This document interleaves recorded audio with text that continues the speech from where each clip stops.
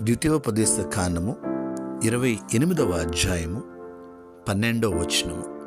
యెహోవా నీవు చేయు కార్యములన్నిటినీ ఆశీర్వదించుటకును నీ ప్రయత్నములను సఫలము చేయుటకును ఆకాశమును తన మంచి ధననిధిని తెరచును.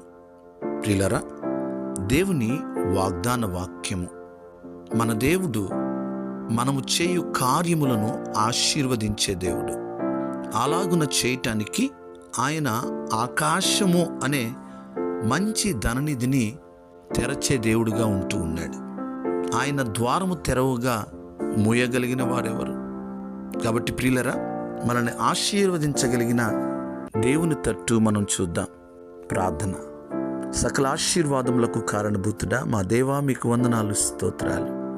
మేము చేయు ప్రతి కార్యమును ఆశీర్వదించుటకు ఆకాశమును మంచి ధననిధిని తెరిచే దేవుడుగా మా పక్షాన ఉన్నందుకు వందనాలు, స్తోత్రాలు. అయ్యా, ఈ వాగ్దాన వాక్యం విని ప్రార్థనలో ఏకీభవించిన వారిలో ఎవరైతే వారు కార్యములు తలపెడుతూ ఉన్నారో వారిని ఆశీర్వదించుటకు ఆకాశమును మంచి ధననిధిని మీరు తెరవమని ప్రార్థన చేయుచున్నాం. వారి ప్రతి అవసరత తీర్చండి. మీరు అద్భుతములు చేయండి. వారిని, వారి కుటుంబాన్ని దీవించండి. అందరికీ మీరు తోడై ఉండండి. ఈ దినమంతా మీ సన్నిధి తోడుగా ఉంచండి. మీరే మహిమ పొందండి.